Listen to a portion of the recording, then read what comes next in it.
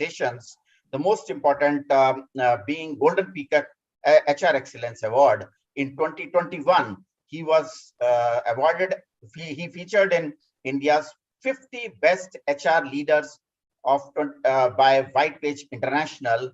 He has also been identified as top 100 most talented global HR leaders by CHRO Asia. He has also got Seasoned HR Professional Award by NHRDN and Chairman's Leadership Award for Turnaround of HR Function at Vocard and Global HR Excellence Award at Owens Crowning. And he has accreditation by All India Management Association for proficiency in training. He is a certified black belt in Six Sigma. He has been associated with different associations and universities.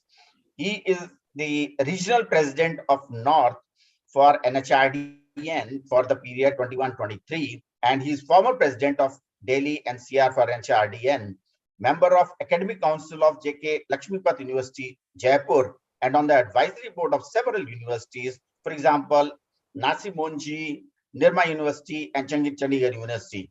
He has been on HR subcommittee for CII and on BMA committee, of course, he was there. He has been member executive committee of Mumbai NHRDN chapter as well. He was the summit director at HRM Summit for 3 years, organized by NHRDN. A very, very active personality and eloquent speaker.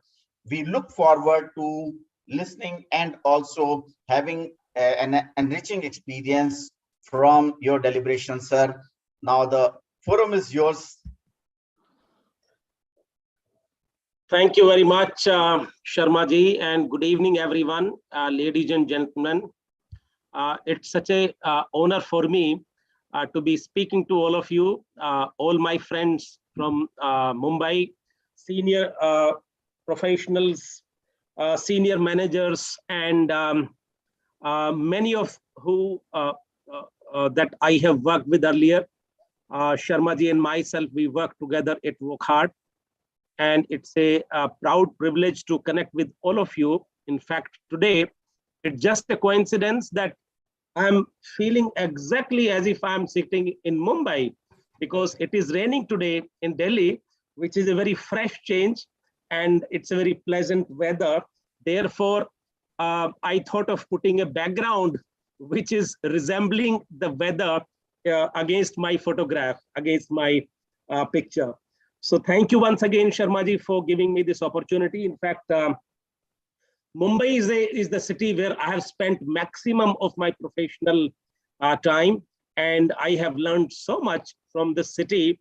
And I hope that through this session, I would be able to share a lot of useful experiences that will be of some use to the audience. So I have got a presentation which talks about various elements of business HR, symbiotic relationship, how the HR can support the transformation of the business. And I hope that at the end of the presentation, we would have an opportunity of interacting through Q&A session. So I would like to now share my presentation. So just give me a moment.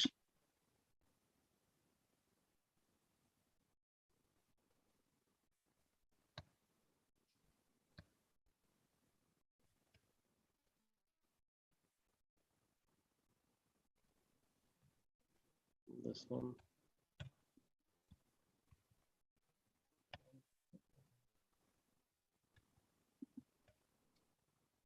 So can you all see the presentation slide?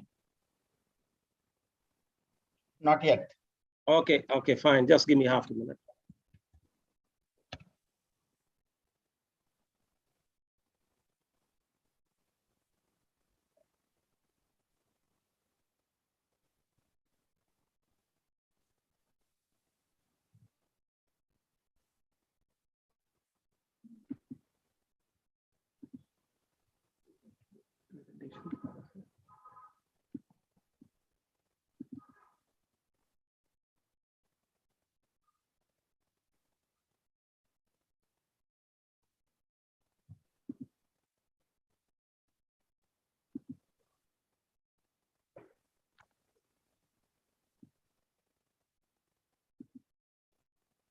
Is it visible now? Yes, now we are able to see, but Okay. I hope you can see the opening slide now. yes. Sometimes the soft technology can be quite tough. That's what we learn all the time. Sorry about this delay, ladies and gentlemen. So once again, thank you for this opportunity. The topic of the talk today is really emerging role of HR in business transformation. So let me just take a step back and talk about why this topic. Well, in the last 2 years, 2.5 years that we have been observing the business environment and how we have been responding, I think there are a couple of lessons that we have learned. Number one, we saw the HR function, HR teams taking the center stage, taking a front role, trying to support the organization, trying to support the people, trying to save lives, and trying to make a positive impact on the organizations and the people. And therefore, trying to make sure that the business continuity is ensured. That's number one. Number two, many of us, in fact, all of us, also realized the power of technology. In fact, a lot of myths were broken. Just imagine 3 years ago, if somebody suggested that let's do an interview through a Zoom call, it would be outrightly rejected. No way, not possible. If somebody suggested let's do a meeting through Zoom call and let's make a decision, no way. All those myths were broken. How people could collaborate, how people could transact business, how they could come together virtually, I think all those lessons we learned. And therefore, what we learned is as people, as human resources, all of us have so much more to offer and so much more to contribute. Therefore, I thought it will be absolutely appropriate to talk about this story of how HR can make an impact and how HR function can support the organizations in driving business transformation. Because at the end of the day, business is all about people, and people offer the competitive advantage. I will talk about that slightly more in detail subsequently. So, friends, let's understand the context in which we operate and the key trends that we are observing in the current times. First, let's welcome all of us for the change from VUCA world to Bani world. Friends, for many years, in fact, since the breakdown of USSR happened after the USSR collapse, since that time onwards, all of us have been talking about the VUCA world. And it's a long time. In 2019 or early 20, we entered yet another phase, which is far more severe, far more comprehensive, and far more unpredictable, and far sudden. That is far wide. As wide stood for volatile, uncertainty, complex, and the whole world of Bani stands for brittle.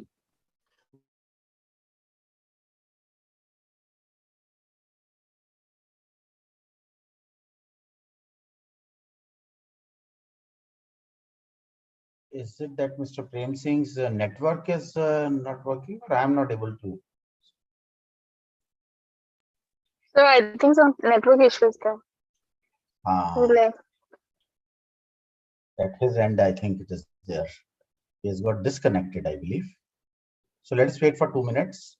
I think yeah, he's there. He's there. Sir, you're on mute. So I think there was some issue with your network. I hope it is okay now. Yes. So could you educate me up to which point could you hear me?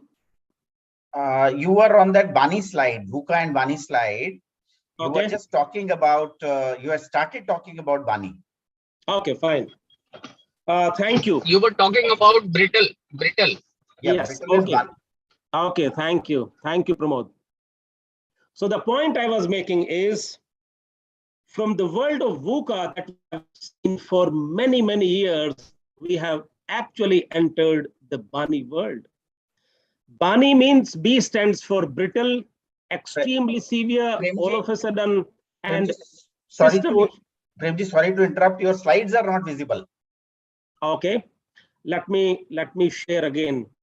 I think there is a problem with respect to that network. Just give me half a minute. Yeah.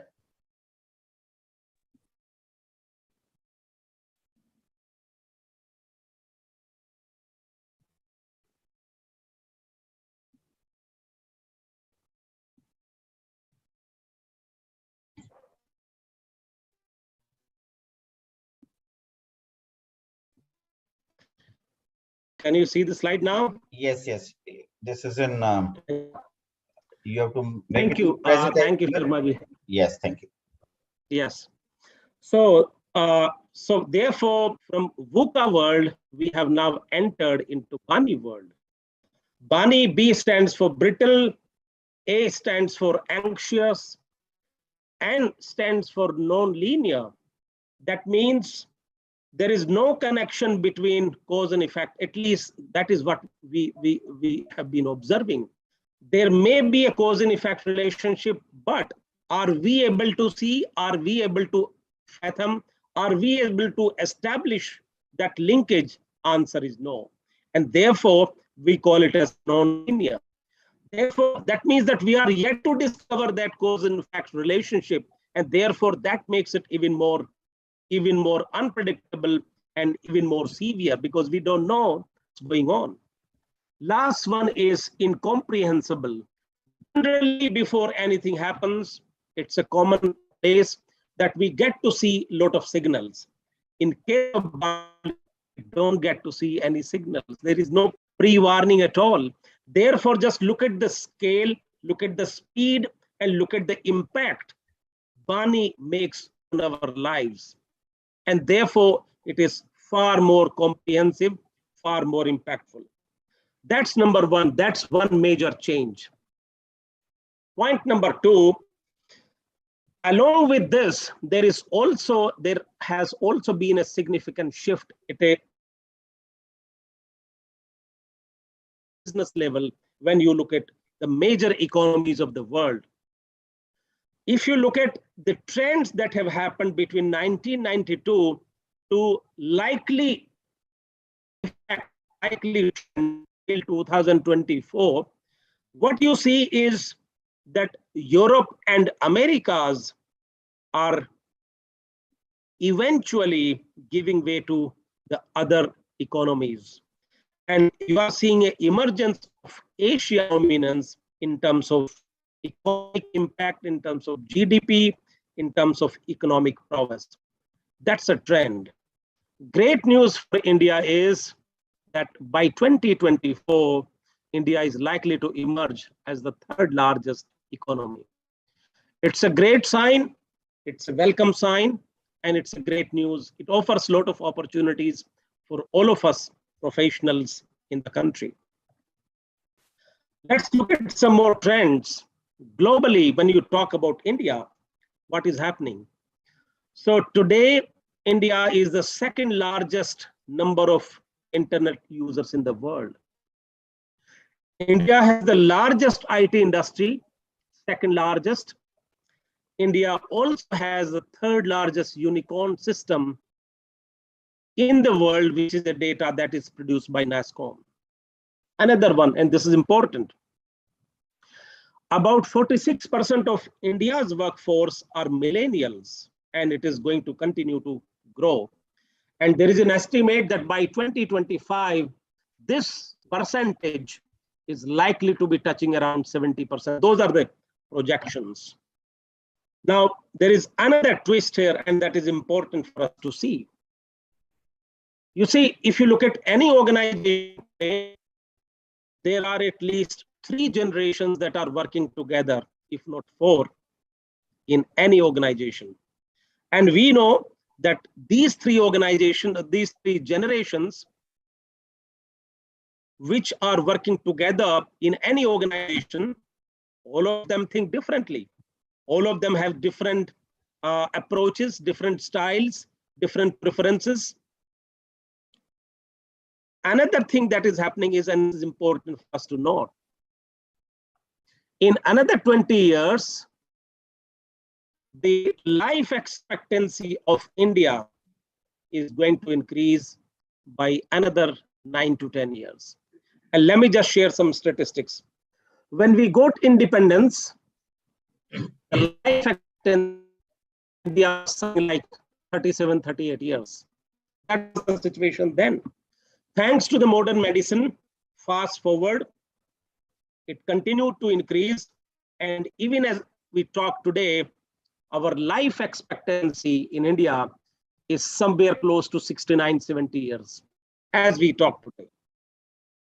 Just imagine in another 19, 20 years, when this life expectancy, and this is based on projections, when it goes up to about 80 years,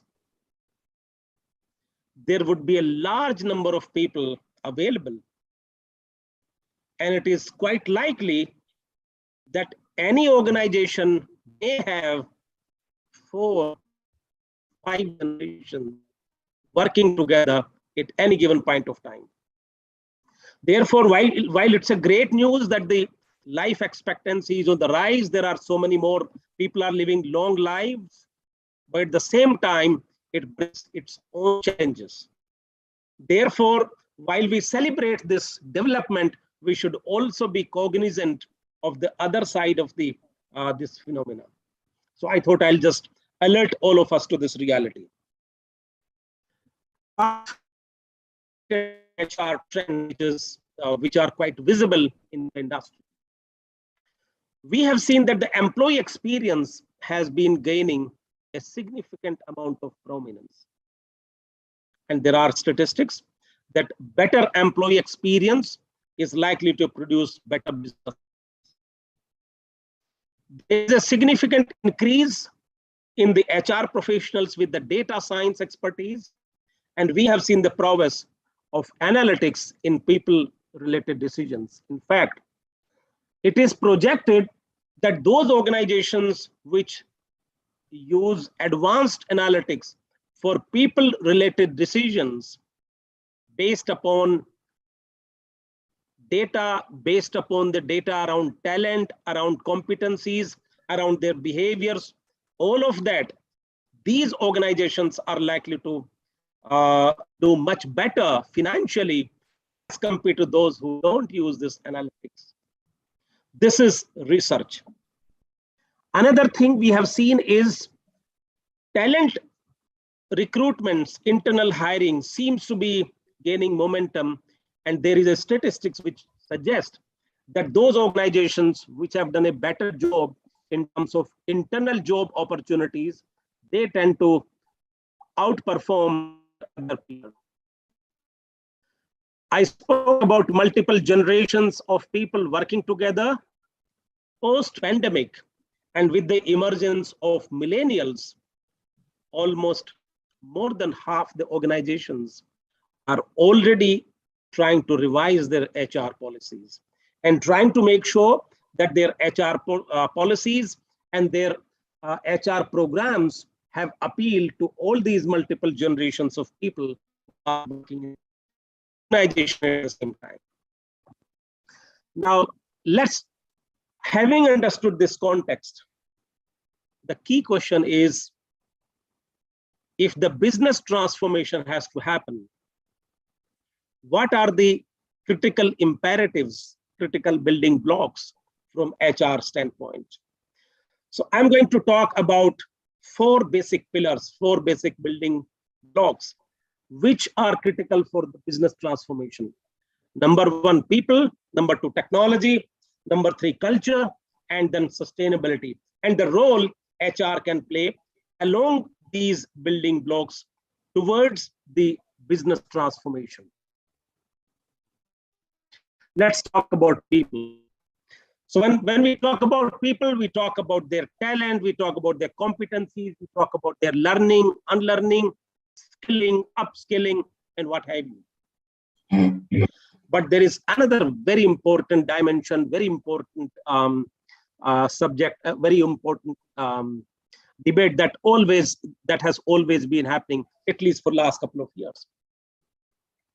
There is a lot of debate, lot of chorus saying that, look, technology is going to displace so many people, and so many people are going to become jobless. Well, that's a partial story. The complete story is, yes, it is a fact that with the technology, with automation, approximately 85 million jobs worldwide are likely to get displaced as a result of automation. And this is the data of World Economic Forum. But good news is approximately 100 million new jobs would emerge.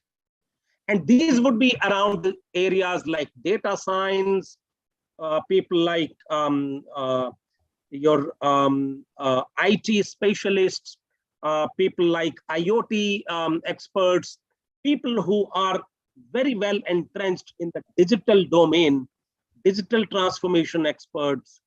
And all these people, those categories of jobs will drive a lot of growth. Therefore, this is an emergence of a new era.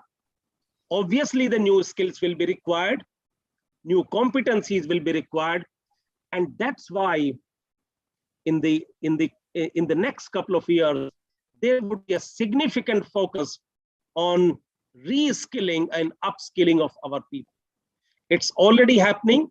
In fact, just to give you an example, we have 5 of our businesses are fairly large in JK Group: tire, cement, paper, agri-genetics, and FANA.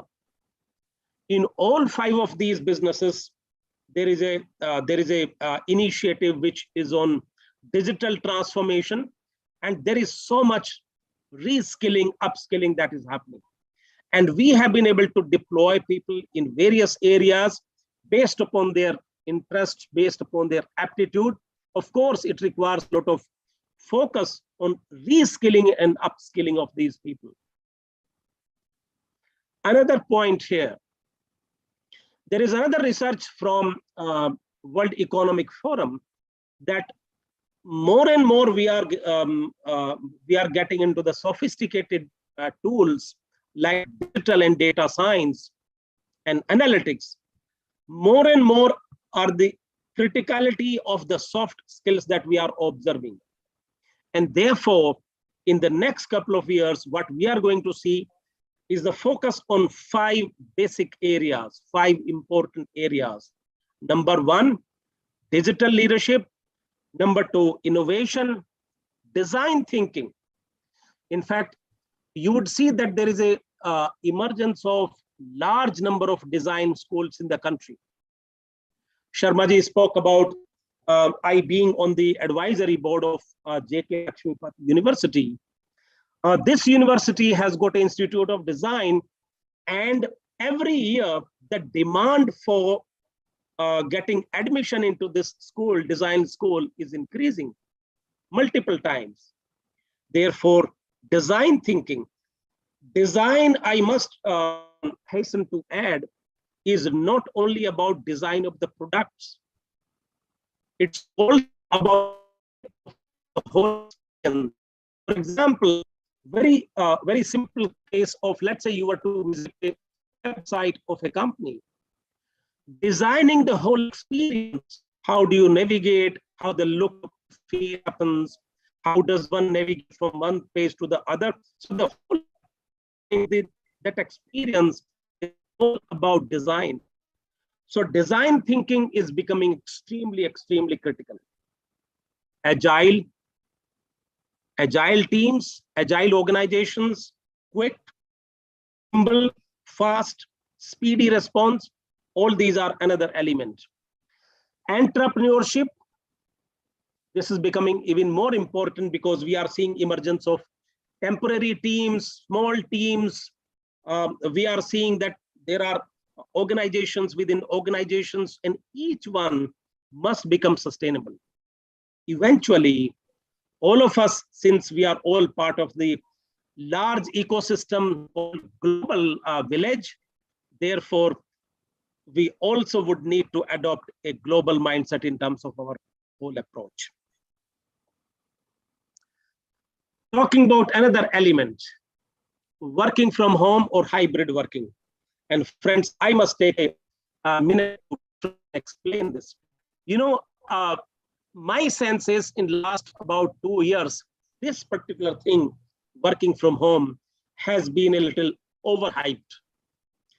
I'm sure you'd recall that immediately after wave 2 of COVID pandemic, there was a rush, and I would say it was a bit too soon, and it was a little bit of a knee jerk.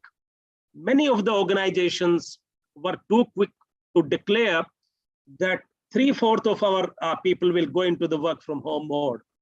80% of our people will work from home. Somebody said that the physical workspaces will disappear. Somebody went to the extent of saying that up to 80% of the business will be done just by virtual mode, and there will be eventually hardly any offices or workspaces existing. I think those were all a little too early and too knee-jerk. And I want to share this because this is based upon our own personal experience.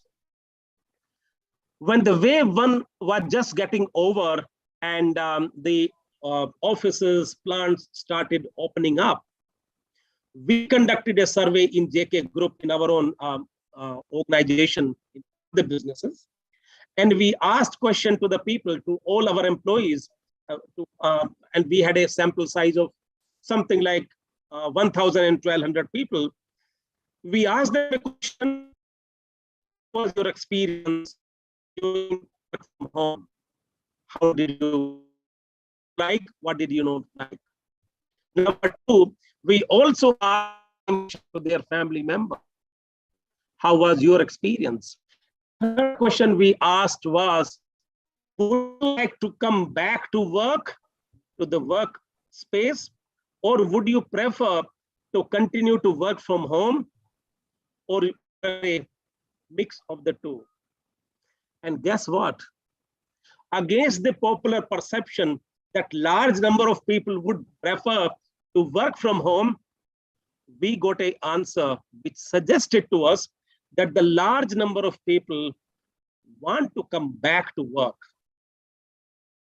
In fact, as many as 62 to 63% people said that working from home is monotonous. There are issues around mental wellness. We find it difficult to, we are missing the workplace connections. We are missing those coffee breaks. We are missing those opportunities of interactions.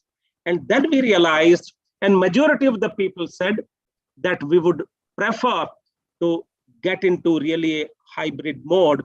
At least 3 to 4 times in a week, we should come to office or to our workplace.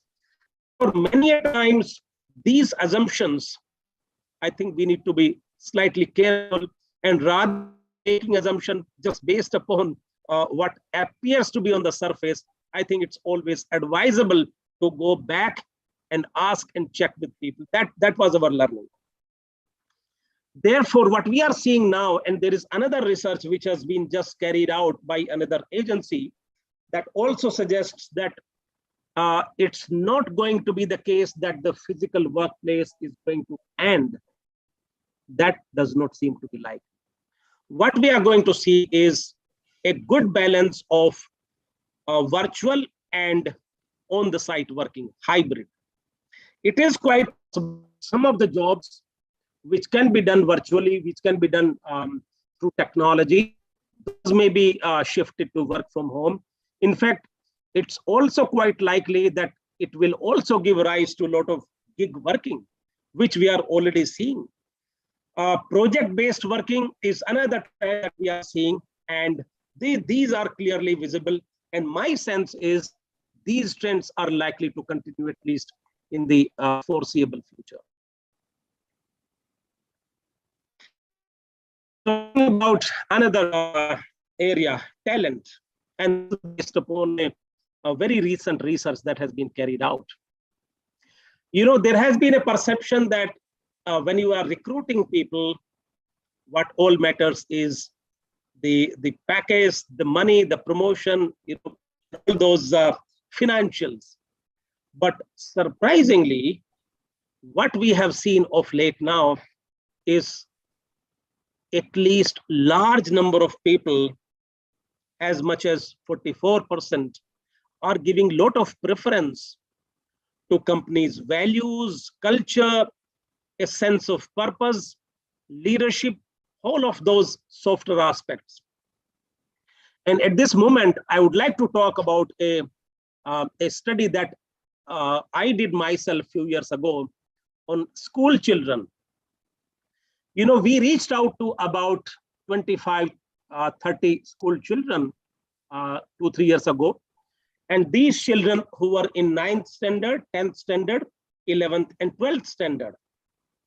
And Sharmaji, I think you must be aware of that study. Yeah. And these children were put a question as to, in your worldview, what is your dream company? What kind of company would you like to work for? What would you seek in your careers? And what's important for you? Majority of these kids, and please mind you, these kids did not have any exposure to the jargons like sustainability, right?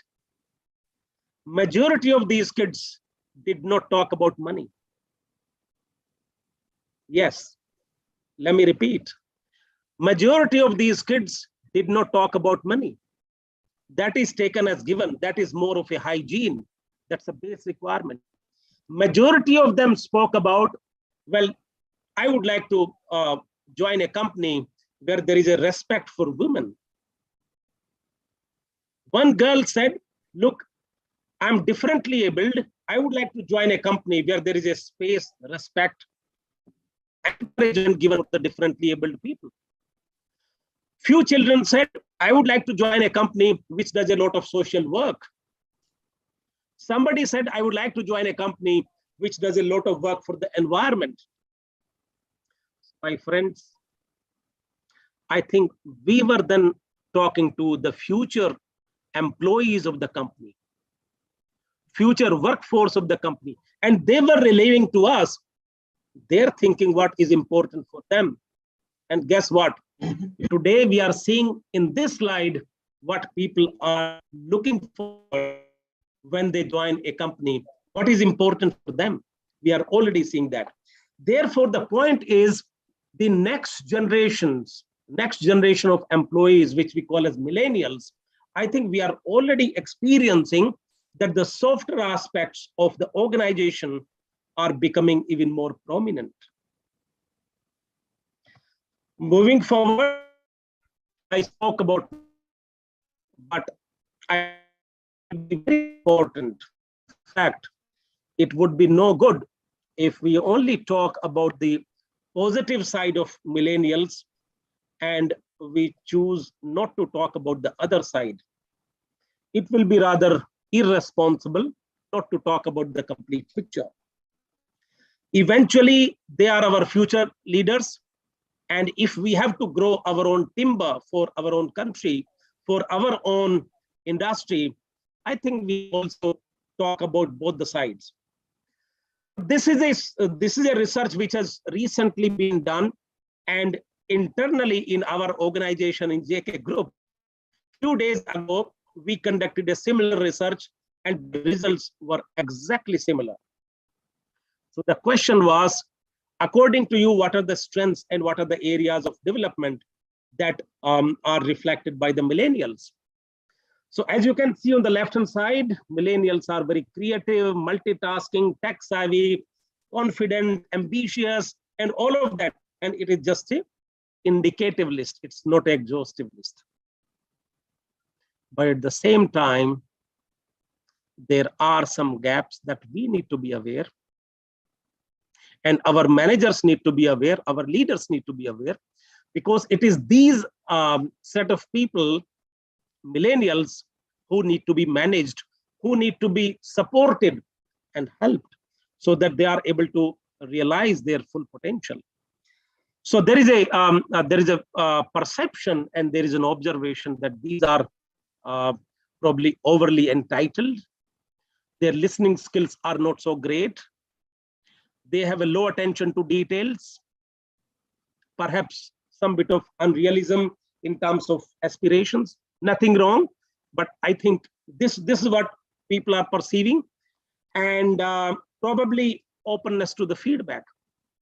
So my submission to all of us, with lot of responsibility and respect to all my millennial colleagues, is that this set of people are our future leaders. They are our future. And our current leaders, current managers must do their best to make sure that this set of people are successful. That's not a choice, that's a must.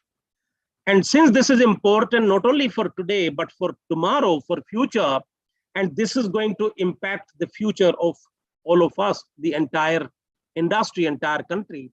Therefore, I thought of taking time and explaining this, and this is being shared with a lot of respect for millennials and with a lot of sense of responsibility. And I know that at times it may sound to be a little unpopular, but I think as responsible leaders, we must be able to talk about those areas which need focus. Going forward, again, talking about this same. So what millennials are looking for? What makes them interesting? What makes them being at the top of their potential? Look for their motivation. Career development is certainly a priority. When you are recruiting, look for a fit between what the aspirations are and what you can offer. Recognition is very important. Make sure that our work environment is attuned to the emerging population of our employees, the millennials. And as I said, the new research which has also been conducted, millennials are also looking for a new meaning, meaningful job, purposeful job. So whatever we do, how does it make an impact? How it is helping? At the end of the day, I think people are looking for how my actions are making a positive impact on the lives of people. I think that is the key ask. Talk about technology, that's another dimension, another very critical building block of business transformation. We have spoken about connected workplaces, Industry 4.0, in fact, 5.0 now, AI, ML, IoT, but look at the speed, look at the pace of change that has happened. In 2002, the total global internet traffic was 100 GB per second. In 20 years' time, it has gone up by 1,600 times just in 20 years. Look at the digital transformation market. It's likely to be 3.3 trillion by 2025. Look at the scale, look at the money that is going into. So that's a significant priority. So what it means for HR, how are we upskilling our people? How are we making sure that our ecosystem in the organization is getting ready for taking advantage of this wave of digital transformation? In many of the cases, it is seen that an agenda like business transformation is just left to a few people. That is not sustainable. That is not effective. Because if the business transformation has to succeed, it has to become the agenda of everyone. And HR has a very significant role to play to make sure that there are skills available, there are talent available, there is training available, there is appropriate support system available, there is upskilling happening. Therefore, that is where HR comes in. also to talk about another data point. Again, the scale of technology, how it is impacting us. Every minute, about 50 million WhatsApp messages, just in 1 minute. 7,000 plus packages being shipped on Amazon. 4 lakh hours being streamed on Netflix, just in 1 minute. Therefore, friends, we are living in a digital world. I spoke about bunny world. Just imagine that digital is a part of this overall bunny world. Massive, fast, quick, ever-encompassing, comprehensive, impactful, wide and deep. Therefore, I say that digital literacy is not a luxury, it's not a desirable stuff, it's a must, it's a necessity. It's a basic skill. And HR has an important role to play.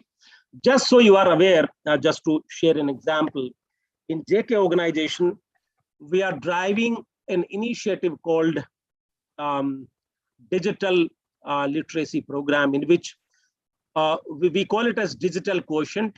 So what we are seeing is we are looking at how many people, how much are utilizing the digital prowess, how many people are getting involved, how many people are uplifting their skills with respect to technology, the digital, and then that is how we are measuring, and we are trying to improve that.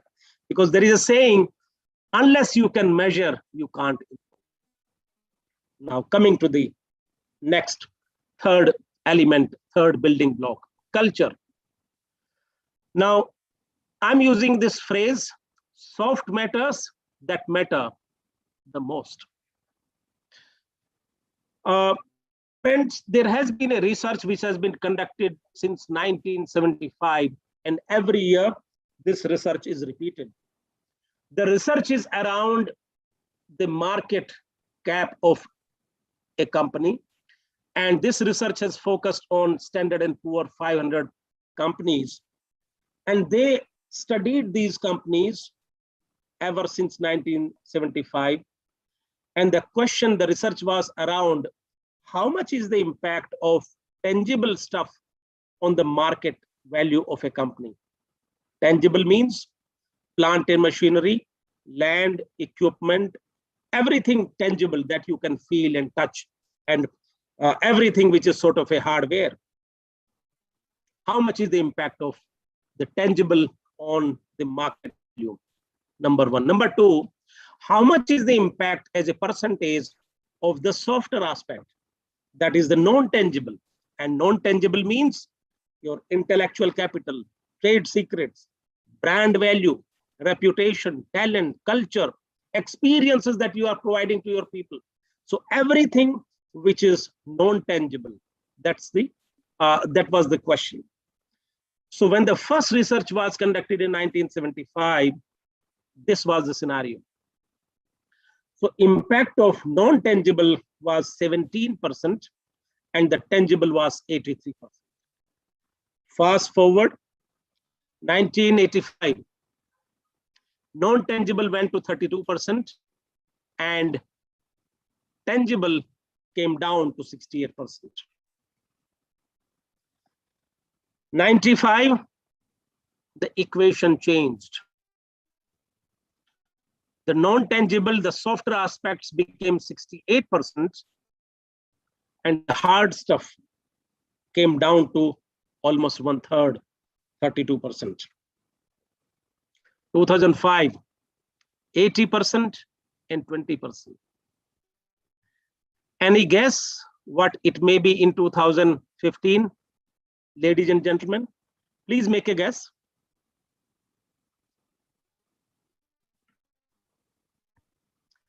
Anyone can make? You can write in chat box. Yes, you can write your guesses on the chat box.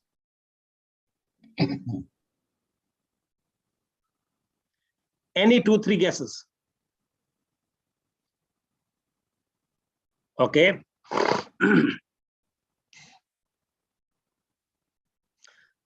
Wow, I think the audience is really little over ambitious. But I can guarantee that most likely will happen. The numbers that you all have written,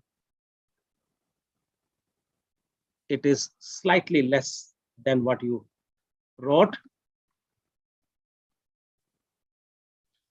1 second. Somehow the slides are not moving. Yes.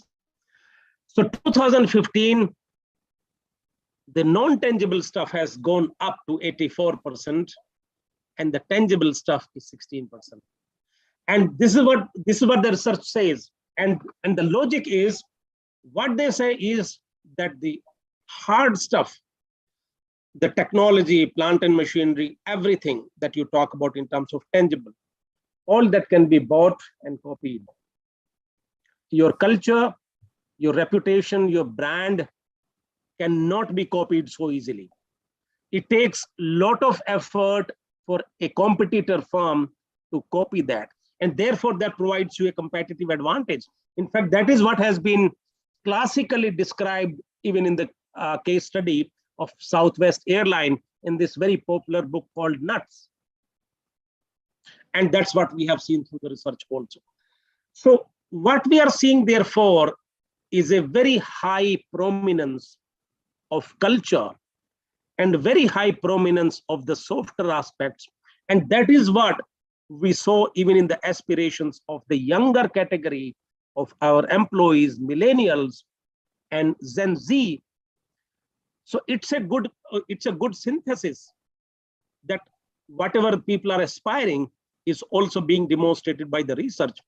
But the key point is, we got to work on this. We got to work on the culture. There is another case study which has been conducted by Eon Hewitt over a period of 3-4 years time. Culture can be nurtured, can be shaped, can be developed. The study which Eon Hewitt conducted was on 2 sets of organizations. Those organizations which actively nurture, which actively shape their culture, versus those organizations which just leave it on its own to evolve. The research established that those organizations which actively support, actively nurture, actively drive, and actively shape the culture that they want, they are likely to produce anywhere between 3.5 to 4 times the financial results over a period of 4 years' time. That is a research. We have seen that the culture has enormous power. It's not only brought by this research, but even intuitively also we know. Therefore, in JK organization, what we have started in one of the business is this whole initiative of culturometer, culture diagnostic. So what we are saying is, we have identified 15 characteristic behaviors that we want our people to demonstrate to shape that particular culture that we want. We have done a baseline assessment on a as-is basis, and we are propagating and encouraging our leaders, and leaders are encouraging their people to drive those behaviors, to actively encourage those behaviors. And we are trying to pick up and talk about those successful stories of those behaviors. In 1 year's time, we want to see how the needle moves with respect to these behaviors. So if we are able to move the needle, I think our belief is it will make an impact over a period of time. Is it easy? Answer is no. Is it tough? Very much so. But the point is, ladies and gentlemen, the things which are difficult to do, very few companies will do that. And it is also a fact that the things which are difficult to do, generally, those things also give a competitive advantage. And culture is one of those. Moving forward, I spoke about culture, experience. You know, let's go back a little bit into the history and let's look at the way the economy has evolved. Agrarian economy, industrial economy, Then was a phase of oil economy. And then we saw the IT economy. And now we are seeing the emergence of new form of economy, that is experience economy. You know, when I talk about experience, it is not only about customer experience, it is also about employee experience.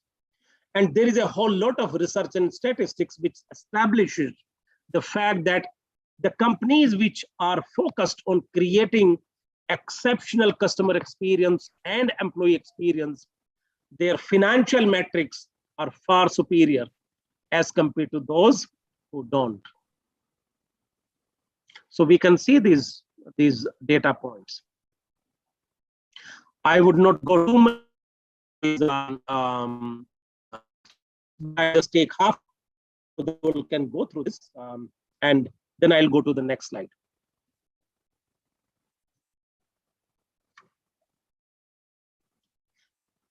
Okay. For a successful business, you need both customer experience and employee experience to realize a sound ROI. Fourth pillar, and friends, this is not a desirability anymore. This is not something which is a luxury or just a fad. It's a reality. We are already seeing triple P or sustainability or ESG or SDG. We are seeing that SDG is being driven very aggressively, and a lot of companies are trying to align, but just look at the imperatives. You know, we have seen now highest CO2 concentration in last 2 million years. There is a fastest rate of increase of sea levels that we are seeing now in last 3,000 years. There is a lowest level of Arctic sea ice in 1,000 years. You know, look at the meltdown. The world has already lost 80% of its forest and continues to do so. Every year, we extract approximately 55 billion tons of fossil energy, minerals, metals, and biomass. So look at the kind of impact it's making. Therefore, the reason I'm putting this slide is just to paint a picture as to what the situation is around. Question might arise, so what it means for us. This is something that the governments must be worried. Well, yes, governments must be worried, but I think as the citizens, we also need to appreciate that we could also play a very prominent role. So as corporate citizens, could we think in terms of focusing on green technologies, clean technologies? And I can give an example. In many of our businesses, we have close to 40 plants across the country and outside. So between 48% to 72%, the energy requirements in plants is fulfilled by non-conventional resources across our different businesses. And we continue to focus on that. And we have also taken an initiative. In fact, it started first with our tire business of publishing our sustainability report. Another question, another element where we have also been trying to encourage our employees, and HR plays a very pivotal role in this, trying to mobilize employee volunteering for social impact, working with communities, working with the people, working with environment, working with NGOs. Third, can we do something to align our goals with SDGs? And already, in fact, it's a part of our sustainability effort. We are already making sure that at least at a leadership level, we have the alignment between the SDGs and the leadership goals. So point I'm making is that this is not something which is just nice to have. I think this is also being a responsible citizen. And I can say with a lot of responsibility that HR can play a lot of role. So friends, all this require a lot of reimagining, lot of rethinking, recrafting our strategies. And at this moment, I would like to talk about a story, very nice story of Michael Jordan. You know, Michael Jordan, who has been a famous basketball player of US. The story is like this. He had a very tough childhood. His father was not a very rich man, and it was very difficult to make two ends meet. One fine day, his father brings one shirt from outside and he says, Michael, can you sell this shirt for $1? Michael said, well, Dad, you must be driving me crazy, because who will buy this shirt for $1? Because it was a very ugly looking shirt. His dad said, well, Michael, if you think you can, you will find a ways and means to do it somehow. If you think you can't, you will find 10,000 reasons. Michael got an answer. He said, okay, well, I'll give it a try. Michael washed it, ironed it, packed it up very nicely, and went to a nearby municipal market. And guess what? With some effort, he was able to sell it in $1. But that was not the end of the story. Few weeks later, Michael's father brings yet another shirt, just similar shirt. And this time he says that, Michael, can you sell this shirt in $10? Michael said, Dad, well, you are driving me crazy. It is just the same shirt. How do I sell it for $10 where the first one went only for $1?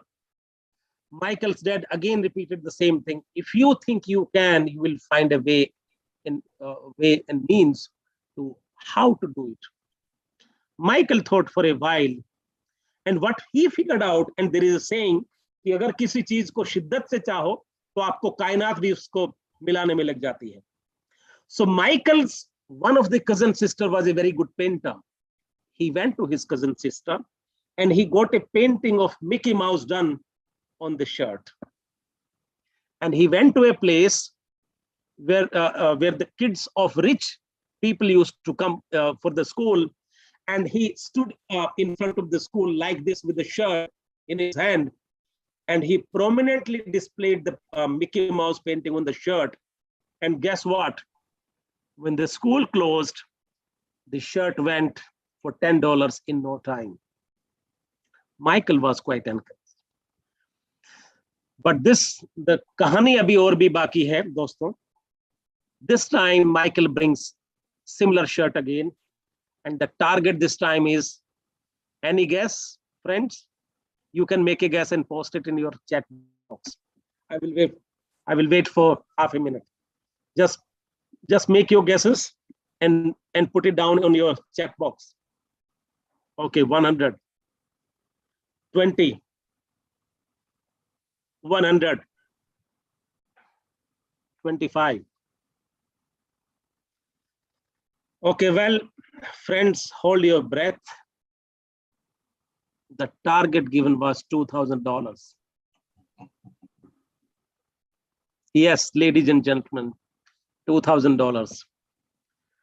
And as the luck would have it, and once again, I just said, अगर किसी चीज को शिद्दत से चाहो तो कायनात भी आपको मिलाने में लग जाती है.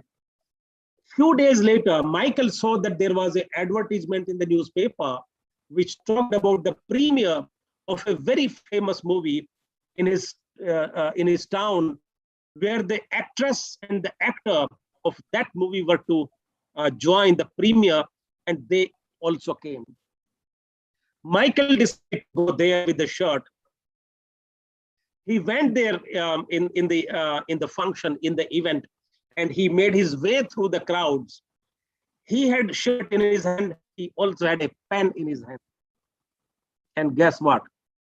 He went to the actress.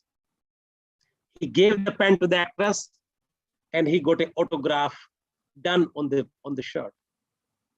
In the management parlance, we call it as the value addition.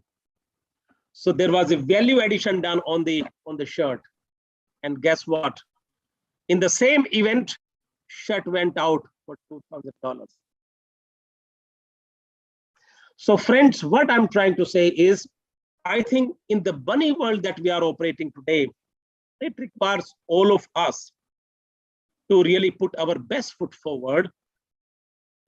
And if we do that on a continuous basis, in a consistent basis, there are high likelihood that we would be transforming our businesses.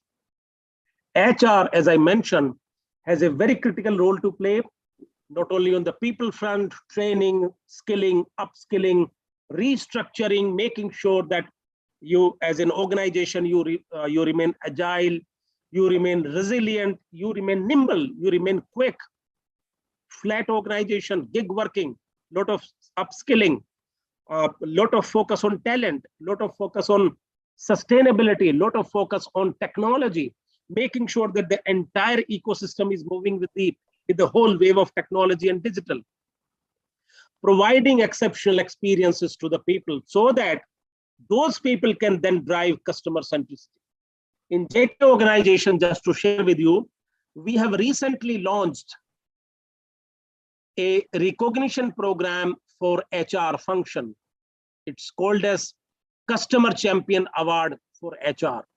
So we are going to recognize those HR professionals in HR function who go out of the way to support their internal customers, who plan well, who execute well, and who are doing an exceptional job trying to create an exceptional customer experience for the internal customers.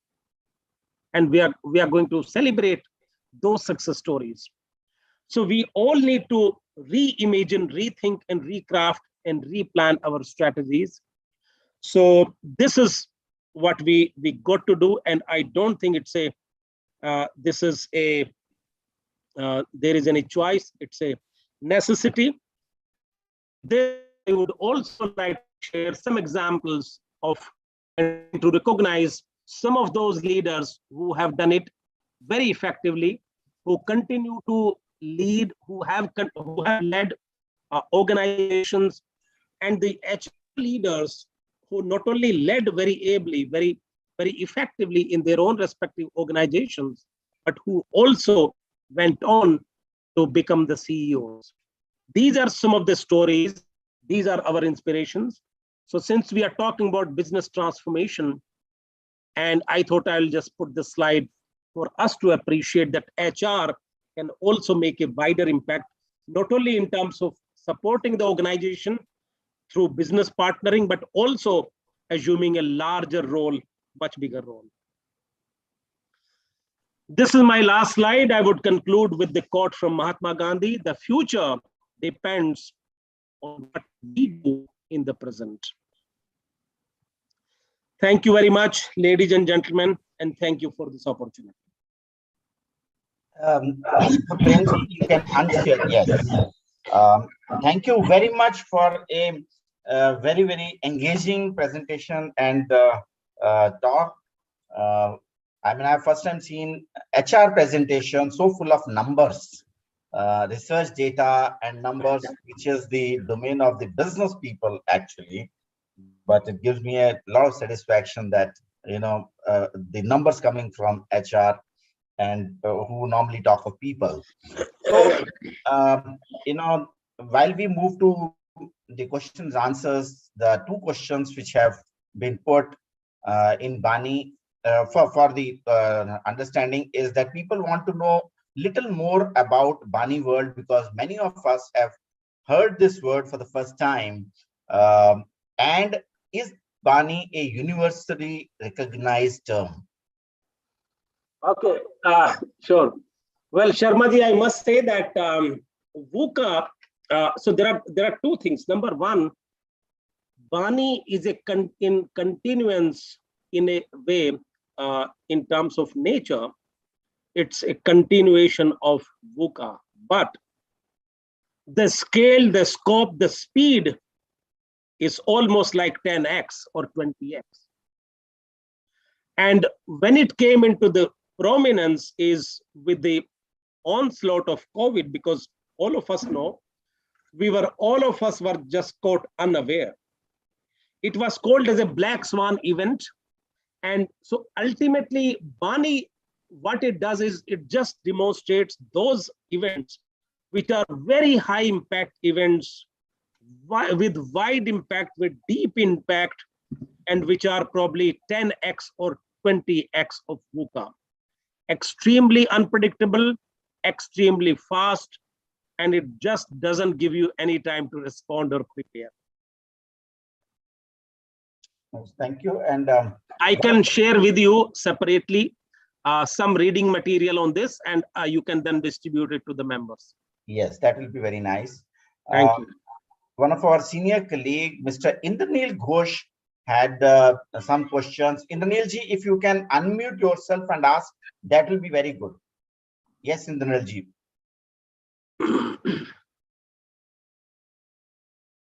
Mr. Indranil, you can unmute and ask. Okay, are you getting me now? Yes, I am. Yes, yes. See, I was going through the internet. I found that Vani is a part of VUCA. It may not be what I read and what I. So it is a part of VUCA. So VUCA and Vani both are running parallelly as of now. Is it so? My question is to Mr. Prem Singh. And second thing, whether Vani is really is an extension of VUCA, or it is just coming just like a spike. The one it is just like a spike, it will come and go. Sure. So now let me again go back. So just imagine incremental changes versus a step change. So just to give a sort of an analogy, so VUCA denotes more of an incrementalist approach, more of an incremental change, which you can see, which you can observe, and the pace of change that happens in VUCA, that happened in VUCA, was far severe, far less severe, and far lesser in terms of pace. In Bani, it is a significant, very sharp, very big step change. Okay, bhai. So that is number one. Number two, yeah, somebody is saying something. No, it's okay. You can. Okay. So that's number one. Number two, Thank you. Bani, as I mentioned, denotes a whole. Pramodji, if you can mute yourself, that will be nice. Sir, can I? Yeah, let him finish. Yes, we will come to you, sir. Yeah. Number two, Bani, as I mentioned, is something which produces much more surprise element. It is all of a sudden. Now, whether you would experience many more Banis, when, how much would that be, what it would be, it is extremely difficult to predict. So as I mentioned, the level of predictability, the difficulty in predicting any Bani is much more as compared to VUCA. And that is what makes it even more dangerous. Dangerous in the sense that the level of ability to predict is so difficult. With VUCA, you could still see the trend, you still make some projections, and therefore that is where Bani becomes even more difficult to predict. I hope that answers your question, sir. Yeah. Yes, sir. Pramod bhai. Yeah, can I? With your kind permission, sir? Yes, sir. So, Prem Singh, yours was an excellent talk with good analysis and lot of information and knowledge we gained. So, only have one or two small questions to be put up, sir. So, one is, sir, so exit interview, does it help in any way for the management? Because then people would come out with whatever the lacunas was in the organization, and so to what and how to retain people in the organization is very important question, and make them loyal and royal also.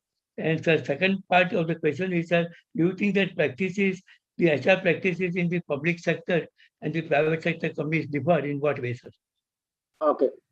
So I'll deal with your first question, sir, with respect to attrition, retention, etc. And then I will come to the public and private sector. Right, sir. So, thank you. Talent retention, you mentioned about exit interviews, whether they help. I would say they help only partially. That's very, very partial. What helps much more is actually a different practice of retention dialogues. Yeah. Right. Talking to people what they want, what they aspire, what makes them tick. I remember some time back, we conducted 2 types of studies. Yeah.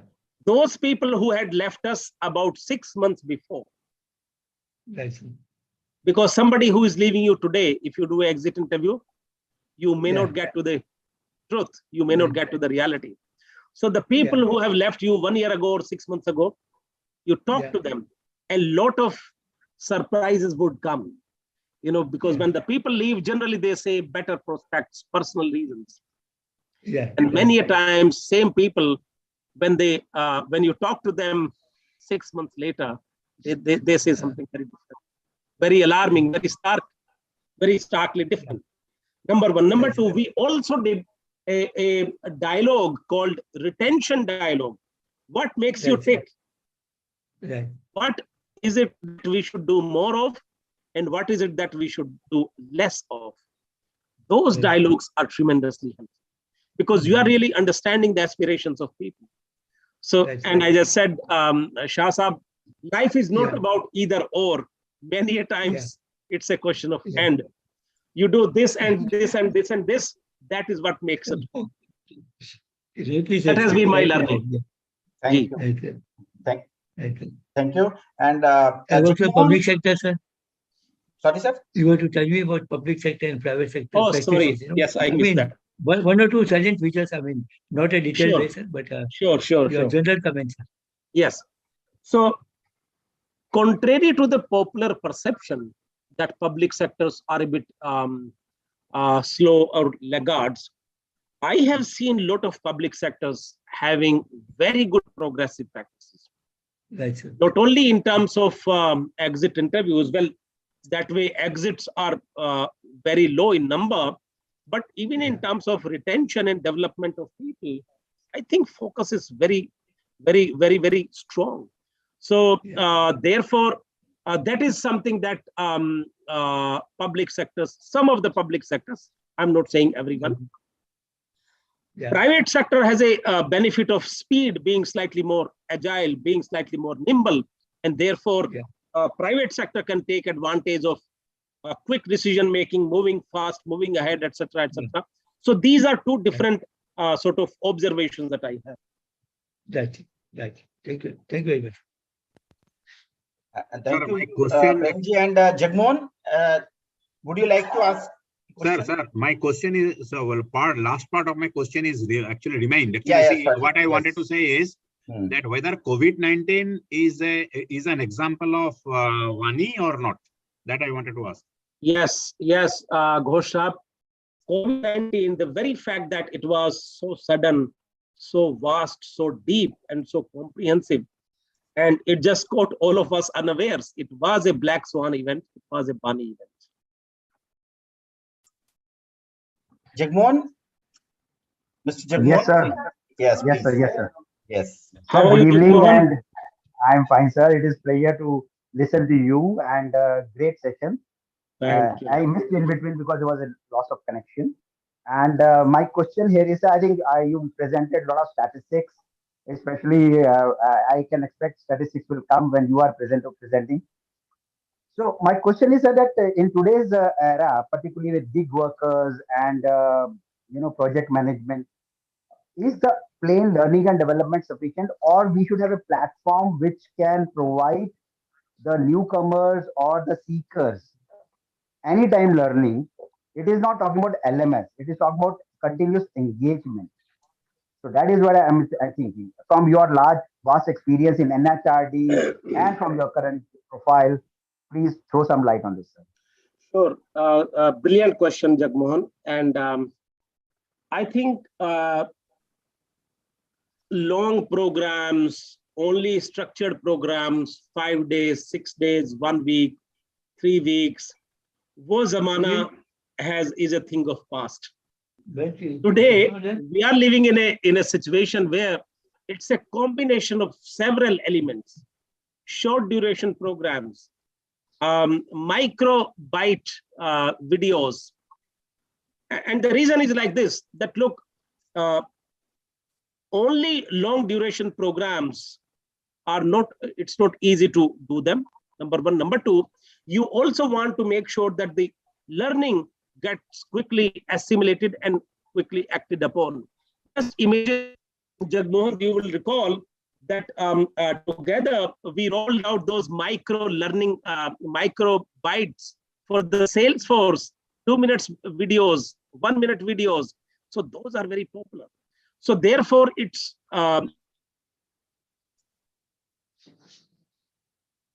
have become a necessity.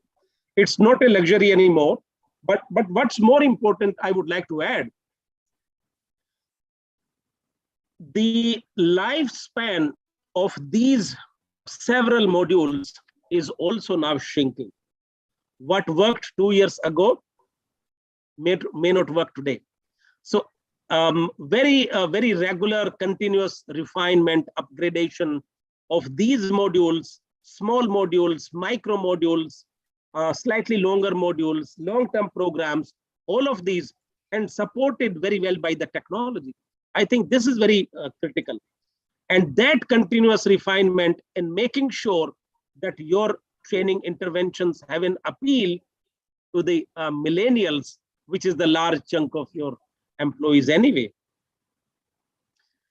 Sir, an extension to this question is that, we normally focus on the newcomers or the mentees or, of course, the hypots. How do we engage? Because every organization has some people who, at the senior level, who can teach something, who are subject matter experts of a particular subject, maybe on artificial intelligence or analytical skills or coaching.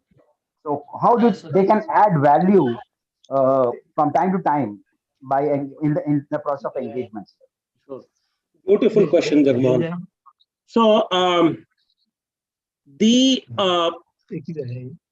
my thinking is again on this is it's not either or situation. No, particularly for some of the niche areas. For example,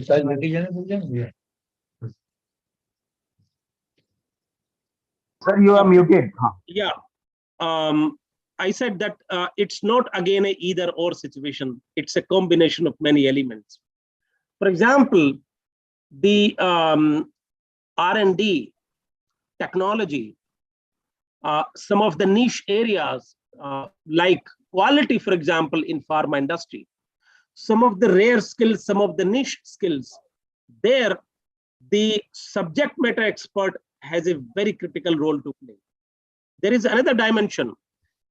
This painting by one brush, that approach is not really healthy.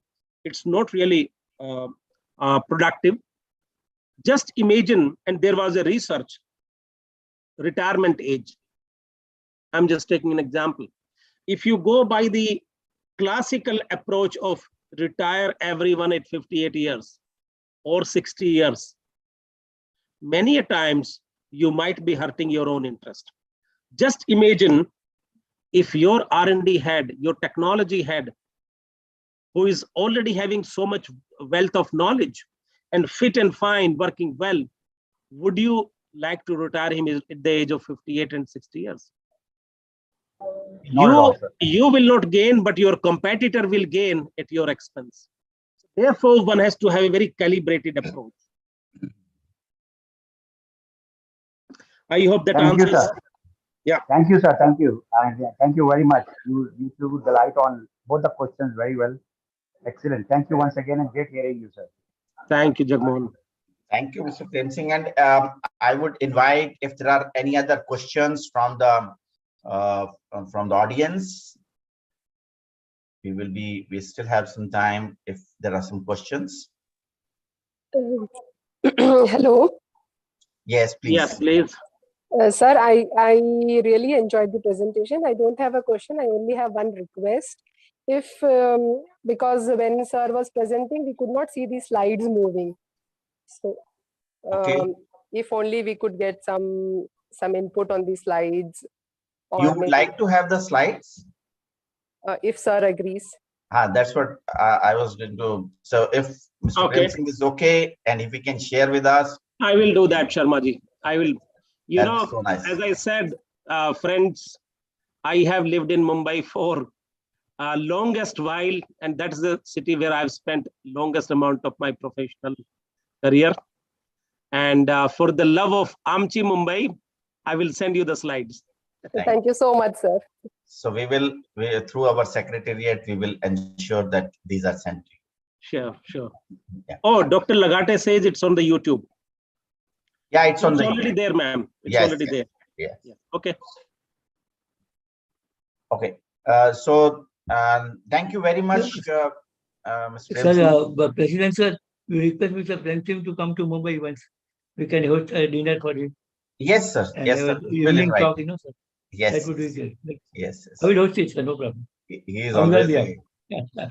So, thank you, Premji, for a very nice and engaging session and a very informative session, I will say, and sparing the time for the BMA participants and for the BMA members. I'm sure this was a very, very engaging session, and also we all learned out of it. I thank our past president, Dr. Kavita Lagate, who has taken out time and joined, and our current treasurer, Mr. Pramod Shah, executive committee member, Mr. Jagmohan Rishi, our senior colleagues from BMA like Indranil Ghoshji and RSR Murthy who have taken time, and also thank the BMA secretariat who has put in everything together and made the programs successful. We will be bringing you more and more innovative sessions in future as well, and look forward to meeting you every Friday. And we would urge each one of you who are not the members of Bombay Management Association to become members. There are a lot of benefits associated for the members of Bombay Management Association, and look forward to interacting with you. So thank you very much for joining. Thank you. Thank you, Sharmaji. And may I say that it was a pleasure, absolutely my pleasure to be interacting with all of you. BMA has been very close to my heart. So thank you all so much for hosting me, Sharmaji, Jagmohan, Lakshmi, Supriya, Dr. Laghate, everyone. And may I also take a moment to acknowledge the efforts made by two of my colleagues.